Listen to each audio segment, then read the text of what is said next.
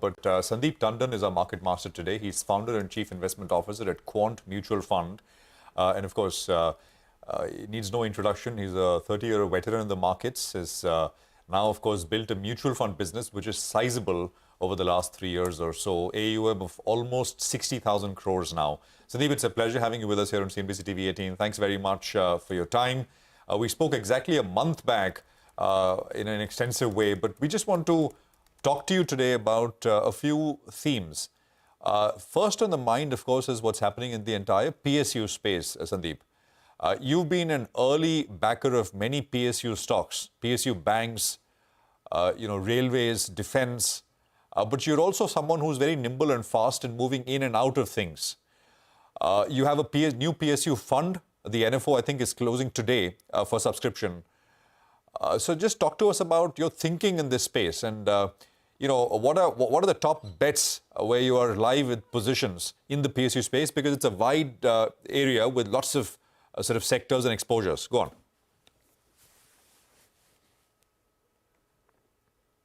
Sandeep, you'll have to unmute yourself, please.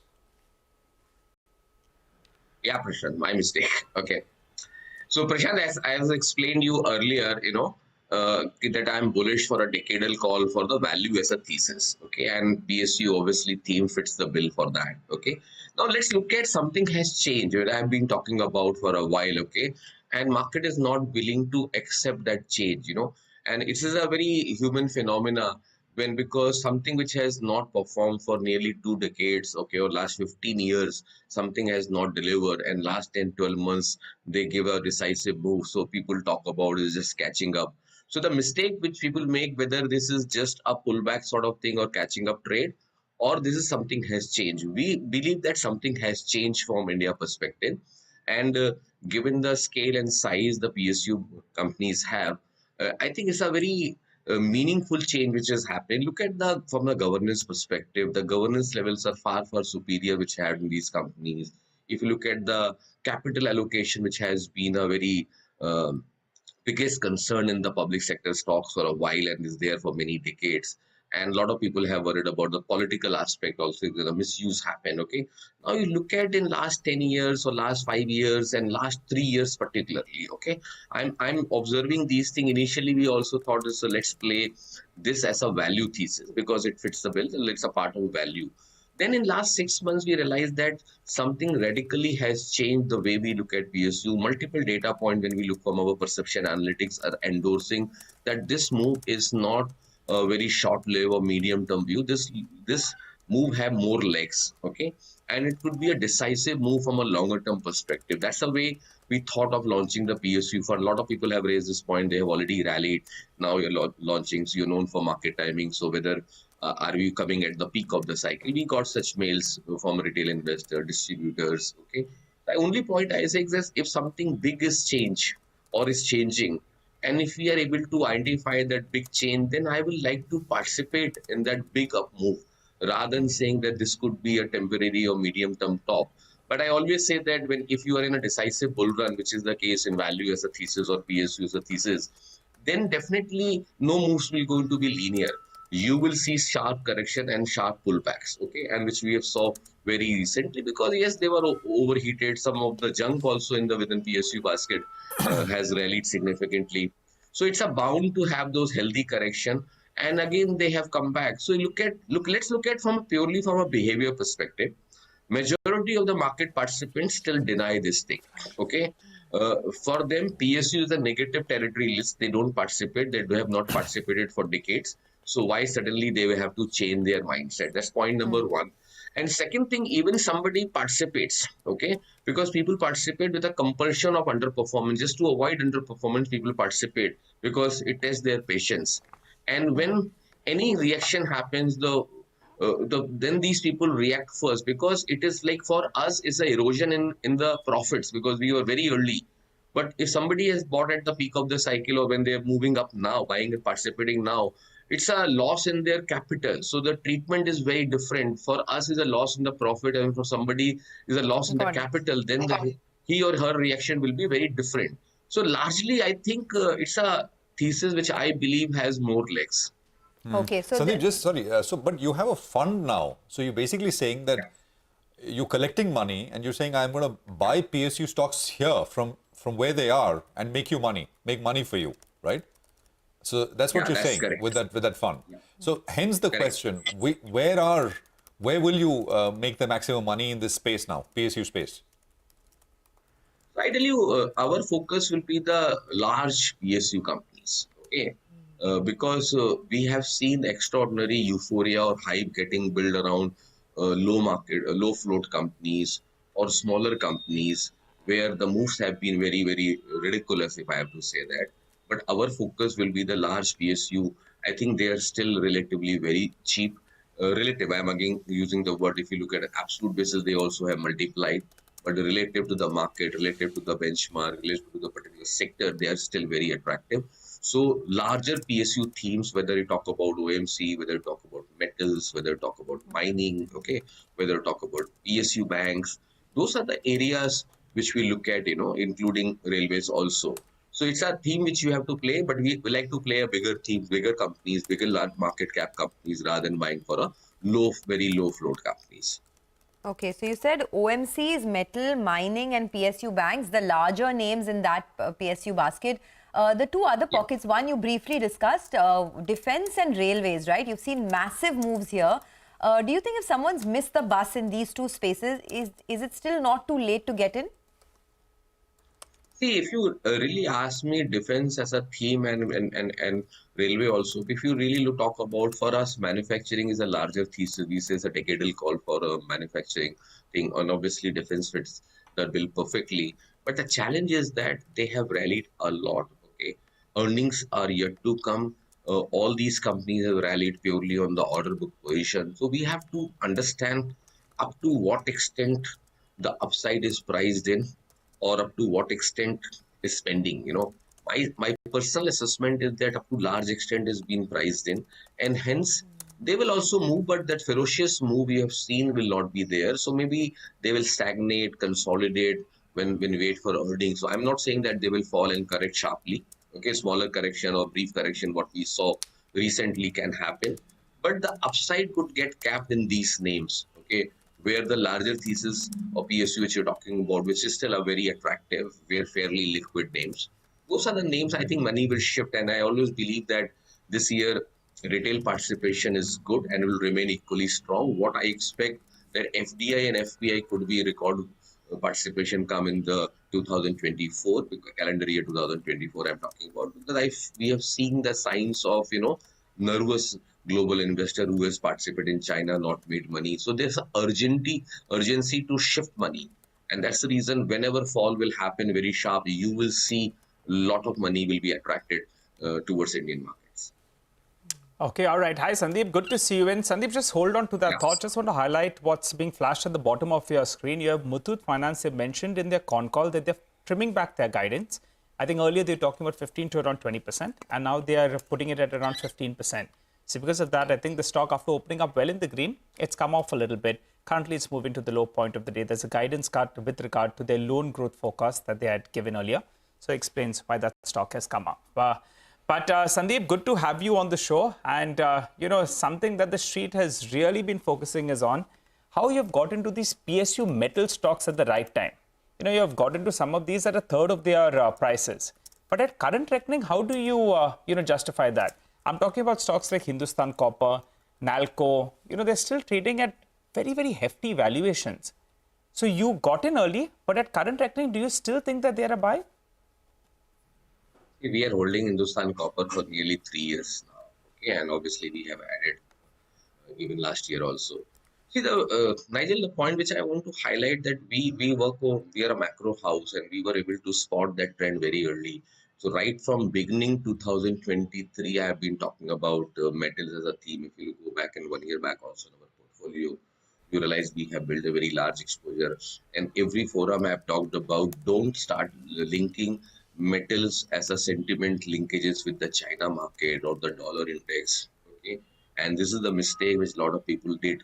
Okay, by looking at the China is not going anywhere, dollar is appreciated, they missed out this move. Okay, those correlations, to be candid with you, in a very dynamic world are not very acceptable now. It's changing very fast. So this myths a lot of people have with the inverse correlation with the dollar index and the commodity price, those has collapsed long back. So if you are able to dissect that and then move on, look at the move which is there in the PSU or the metal basket. Most of the stocks are trading a lifetime high. Okay, where the perception for China or the DXY has not changed a lot even in the last 1 year. So it's an India-centric story, demand-centric story. And even we have a much larger thesis for mining as a theme for 2024. It's not only for India. We believe globally, okay, mining stocks will do very well, including countries like Australia should do very well, given the background they have not performed for the last many years.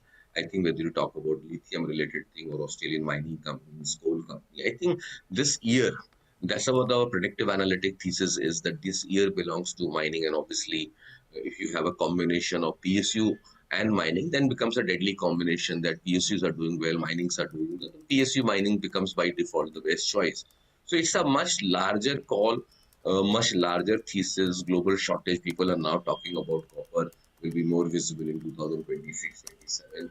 So it's a big call which we have taken much earlier, and like to ride, not getting upset what happened in very recently, where 2-3 days of sharp fall happened. Most of the metal stock corrected like between 15 to 20%. For us, like I said, it is a loss in the profit, not in the capital. So it's a very larger thesis call for us. We think still in the early stages. Got it. So I like to ride those things. But now, Sandeep, just a couple of points. I think it's important for retail viewers who are watching, and most of your investors are retail investors, a new mutual fund basically. So they follow you. But what you're saying is, you said in PSUs, early investors, I mean, like for example, you said you bought names like Hindustan Copper 3 years ago. Early investors, if stocks fall, and it's possible, you're risking profits. But new investors in many of these areas are risking capital when stocks fall. So that's an important kind of mindset to go in with, because stocks have done so well. Would you say that the PE re-rating is largely done, and now it's earnings have got to come? Is it broadly the way? One has to be much more discerning in that sense, Sandeep. So two ways of looking at here. And let's say in this case, yes, P expansion has happened first, and then earning expansion will be more visible. Then it's a like phase, So P expansion happened, earning happened, then P expansion further happened, and earning expansion further happened. So that's the way cycle gets built. Okay, in some of the companies, like look at the new age company, when they came, there was only earning expansion. Frankly speaking, it was not earning itself; it was a more of a price to sales multiple expansion which happened. And when they corrected that multiple deterioration happened first, and earning has started coming in right now. But P deterioration or the earning, the multiple deterioration was very meaningful. So I think in this case, when you talk about PSU as a theme, I think it's a combination. P has already expanded. Yes, I agree. But it has expanded up to that extent. Compared to private sector or compared to the benchmark, answer is big no. Now, a lot of people believe that they will trade at significantly discount, which I disagree. Yes, they will trade discount to the best global names or the private sector names, but they will not trade at significant discount. So that you have to understand the multiple expansion, particularly in large PSU stocks will happen further even. We've had many of these. You're a contrarian investor. You look at sentiment as an important input when you make decisions. You don't own any HDFC Bank. Has sentiment bottomed? I mean, at least one piece maybe. And what's the thought process? Briefly, Sandeep. So if you generally look at we have been very cautious on the private sector banks for a while. I don't think we own any of the large private sector bank in our portfolio. So if you look at like purely from a valuation perspective, yes, they have been very attractive, but again, that is also very subjective, whether this multiples can last for longer term perspective when your earning deterioration is happening, okay? Particularly the credit growth is also not coming up to that extent. So our view is that if you ask me whether these stocks have hit the most neglected zone, hated zone, the answer is big no. They have not reached. Now question comes, if you are in a decisive bull market, whether you will reach in this cycle or not, that becomes a big question mark for us. And that is something we are watching very closely. For us to go all out and say, yes, this is the time, like the way we did in pharma, the way we did in PSU or metal, I don't think that time has still come. And that's the reason we're happy to hold PSU banks over private sector banks in our portfolio. Okay, I remember that conversation we had, right, on our Smart Money show a couple of months ago, where you said that, find these companies that are in the neglected, hated zone and are still doing quite well in terms of earnings, etc., and lap them up. You also have a big exposure to Reliance as well as, the whole telecom basket, to Jio particularly. I wanted your thoughts on Reliance because it's now sort of emerged as a leader in this market uptrend. Do you think there's lots more to go on the upside, and what do you think are the triggers that is driving this stock? So, Sonia, let me explain Reliance in a detail. If you recollect till 2019, Reliance was slightly neglected, and we have been bullish actually from 2015. We talked about. So when a lot of news-driven, event-driven action happens, so Reliance started trading by, like, if I am to say that by September 2020. They started hitting the most admired territory after 5 years. So a lot of news driven, lot of participation happened, and that's the time we actually exited. But if you really look last few months in mid of 2023 onwards, we have started building exposure. So I will not say that Reliance hit the extreme hated zone, but it started trading in the neglected zone after massive euphoria, which we saw in 2020. And since then, we have seen some amount of consolidation happening. People have started giving up because stocks were started underperforming. Now, our thesis is that if you give valuation for renewable energy in a different manner, or the new age energy company, Hydrogen Reliance is getting into it. You talk about retail, some of the retail companies quote at absurd multiple. When you talk about, you leave this telecom also, most of the companies are in a most admired territory. So if I look at O2C, if you leave it, your market may not like to give that much value, but ultimately generate huge cash flow, which support other businesses. So if you look at in totality, if I look at the summer part valuation relative to now in absolute terms, you can say anything, but in relative to market, how other companies are treated, we felt this company was grossly underpriced at the price which we started participating. I think it has still potential. If we have taken a 10% bet in our portfolio, that's the maximum which I go. So most of the portfolio is 9.9% reliance in our portfolio, which a clear indication is not a contract call, it's a data-driven call, and with the conviction that has a potential to participate. As far as Jio is concerned, that's a very different call for us. As I said that we have been talking about that leverage economy as a concept, relevance will decline. And with that background, we believe that banks are the biggest beneficiary of leverage economy as a concept. I think something is changing in the banking globally. Banks will not exist in this form in next few decades. And we are getting early signs of deterioration. And that's the reason Geo is is a publicly disclosed information. We own a large chunk of our portfolio. Okay. Sandeep, I had 30, sorry to interrupt. Yeah, sorry to interrupt. I want to squeeze in, so maybe just a 30-second response. Have you looked at Paytm? Yeah. Just off that, somebody I was talking to was saying the Jio Financial market cap is 1,80,000. Paytm now is 20,000 crores.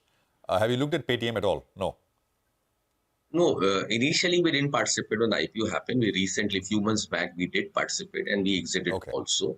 The challenge with the Paytm is that right now, obviously, it has unknown risk which has hit them. Okay.